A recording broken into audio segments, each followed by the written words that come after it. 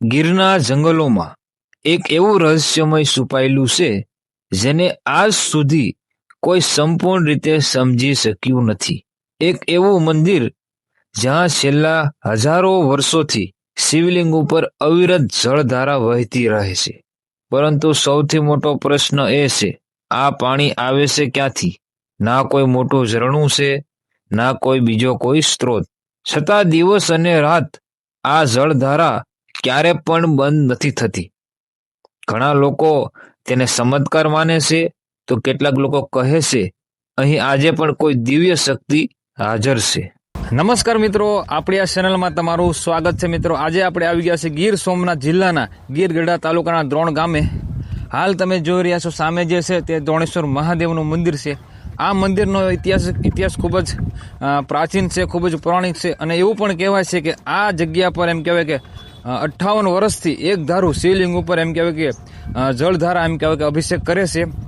વૈજ્ઞાનિક ખાતું પણ એમ કહેવાય કે આ જગ્યા પર આવી અને સંશોધન કરેલું છે. પરંતુ આ જગ્યા પર જે એમ કહેવાય કે શિવલિંગ ઉપર જે અભિષેક થાય છે, પાણી ક્યાંથી આવે છે, કઈ જગ્યા પરથી આવે છે, તે હજુ સુધી તેનું રહસ્ય વૈજ્ઞાનિકો દ્વારા પણ એમ કહેવાય કે શોધી શકવામાં આવેલ નથી. નદી એમ કહેવાય કે સુકાઈ ગયેલી હોય છતાં પણ એ શિવલિંગ ઉપર પાણી એમ કહેવું 58 વર્ષથી આ જગ્યા પર પાણી એમ કે શિવલિંગ ઉપર એક ધારો એમ કે વહે છે.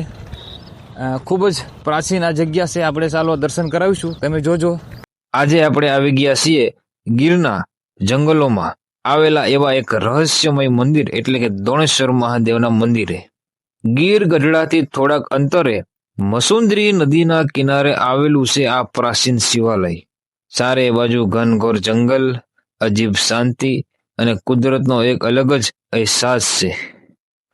આ રસ્તો જેટલો સુંદર છે એટલો જ રહસ્યોથી ભરેલો પણ છે. અને આખરે અમે પહોંચી ગયા છીએ દોણેશ્વર મહાદેવના મંદિર પાસે. બહારથી સામાન્ય લાગતું આ મંદિર અંદર એક એવું રહસ્ય છુપાઈ અને બેઠેલું છે, જે હજારો વર્ષોથી લોકોનું આસ્થાનું કેન્દ્ર બની ગયું છે. જુઓ મિત્રો, શિવલિંગ ઉપર સતત વહેતો આ જળધારા કહેવાય છે કે આ સ્વયં ગંગાજી છે.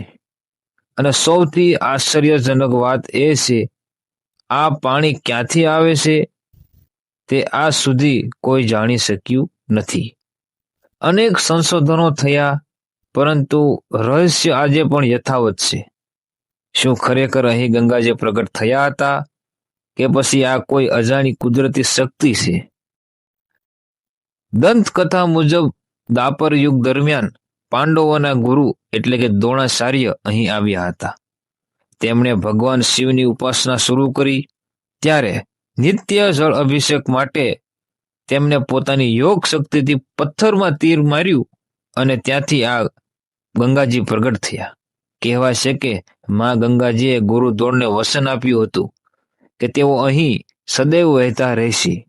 પરંતુ કેટલીક માન્યતાઓ અનુસાર આ સ્થાન ગુરુ દ્રોણના સમયથી પણ પ્રાચીન છે.